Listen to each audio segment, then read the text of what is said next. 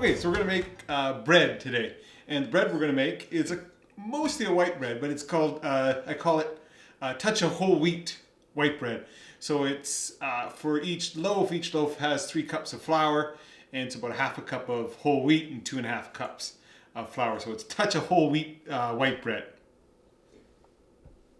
So we'll get started here. So what many people tell me is that their bread fails. And one of the reasons why your bread fails is because if you're not a professional baker, you don't know what exactly warm water is for yeast. So the yeast has to be between 110 to 120 degrees Celsius. So between 110 to 120 degrees Celsius. And if it is, your yeast will work perfectly. And if it's not, your yeast won't work perfectly and you could ruin your bread. So I don't trust myself. I use a thermometer and I heat the water up in a kettle till it's exactly 123 or 124 degrees. And then by the time I get it in the bowl and get the sugar in, it'll be the right temperature. Okay, so once it gets over 120, then you can pull it off. And this one starts with 2 cups of water. We're making 2 loaves of bread here. And it starts with 2 cups of water.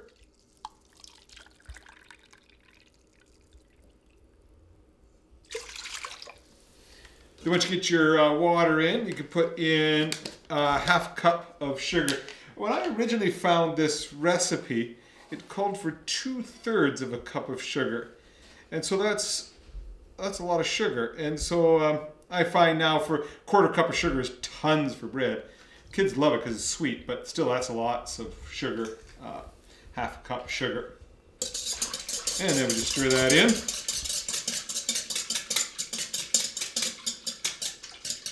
And now I bet if I put my thermometer in, it will be, yeah, you see it's right under 120 degrees, 116 it was.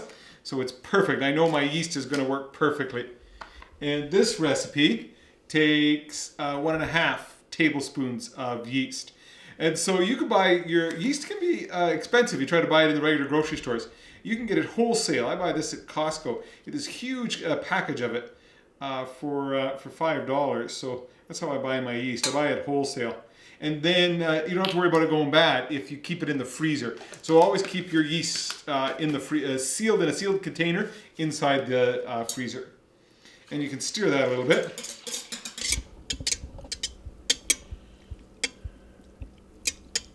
Okay, and that's the end of step 1.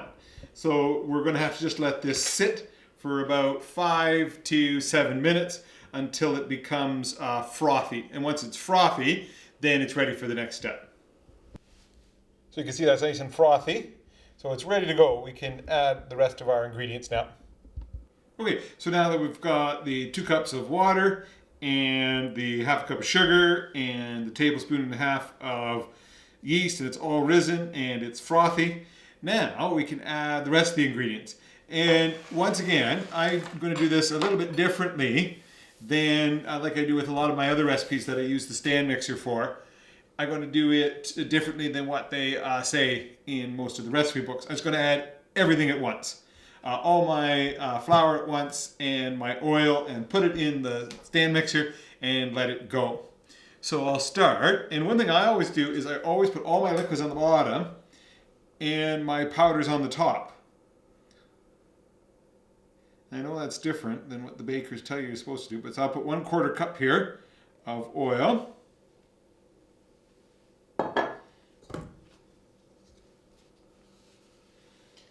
And then I'm going to put 1 cup of this whole wheat flour. Look at this nice whole wheat flour that we use. And this it's really teenager friendly bread. The kids like it. They don't even know they're eating whole wheat bread. One of those. So that's 1. 6. That should usually do it. Every once in a while I have to add a little bit more flour because flour in Alberta tends to be very dry because it's very dry temperature here. So that's one reason why recipes always say save a little bit of flour because you may have to add a little bit more, because flour is different in every place depending on the humidity. The more humidity that's in the air, the wetter your flour will be, and so the less water that you'll need. So I mean, I know exactly here in Alberta how much mine is, so I never leave any extra, but I suppose you could. If if it's a bit wet, you can always add just a bit more flour. So we put it in the stand mixer with the bread hook. Always use the bread hook. If you try anything else, you'll be in big trouble. Bread hook on, and then I always, for me, because I put my powders on top, I always have to put this lid on so it doesn't spray. And then you can set it very low. I set it at 2 in this. I have a 6-quart, 590 watt stand mixer, so I set it to 2.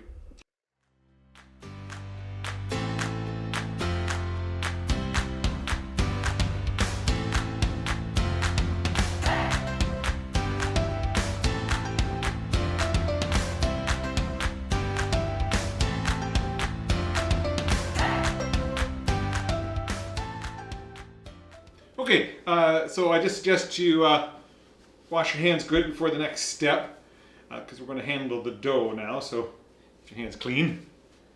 And it's all set. It's turned itself into dough, just like that, just like magic. So take it out of the bread hook and watch. I'm going to pull this out. Look at that. I have dough. And you don't have to knead it or anything. It's all done. All done all by itself. So what I try to do is just try to pull it together so that it has a nice top on it, so that it'll, when it rises, it doesn't crack. So if you just get it like this.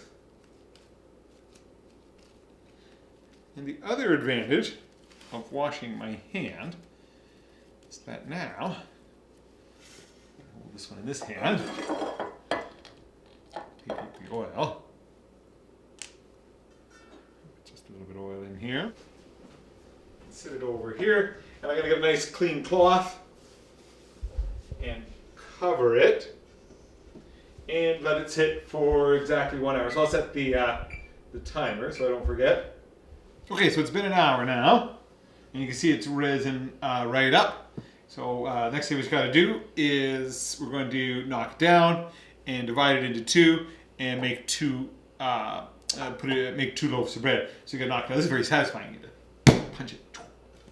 It goes down. And so we need to make 2 equal pieces. So this, so 730 grams each is mine. And some people just sort of guess and cut it in half, but I don't like to do that. What I do is basically jelly roll it. This works pretty good if you do it right. So I stretch it out. And make sure you get one side nice and smooth.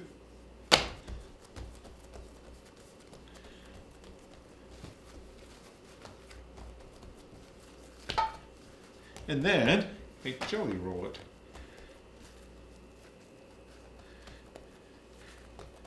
I don't know if this is the right way of doing it, but I do it because I find then it gets the outside gets nice and smooth.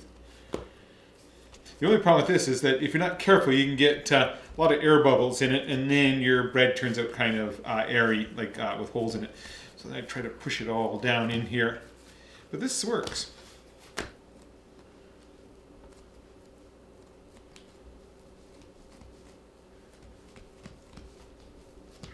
Good, see? Yeah, that's nice. There we have it. There's 2 of them.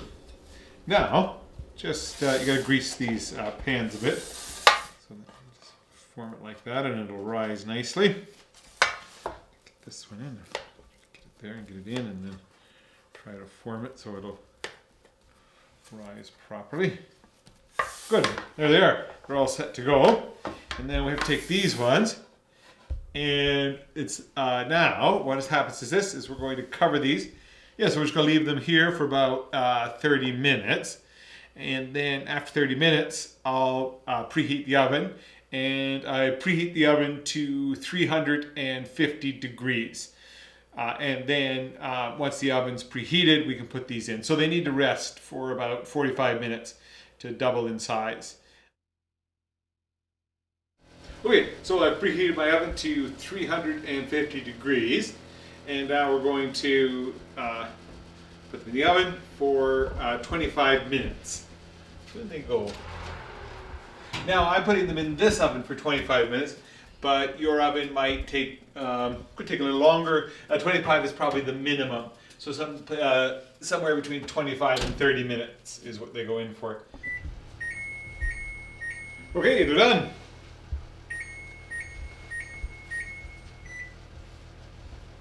We'll take them out to see how they turned out. One. Oh, it looks good. There it is. Loaf of bread. And the second loaf of bread. Okay, a little slippery. There. Yeah, they're perfect. That's the way I like them. And just turn off the oven. Now, this is optional. I don't do it all the time, but to soften and keep the crust a bit more soft, you can just coat them with some butter here I'm putting on. Yeah, so just brush them thoroughly, but don't put too much butter on. And that's it, they're done. Now, I like to take them out. I take them out very quickly out of the wrap. They say you can take about, you leave them in for about 10 minutes, but I prefer to take them out right away. I think they recommend letting them sit for just a few minutes because these are really hot and you can burn your fingers.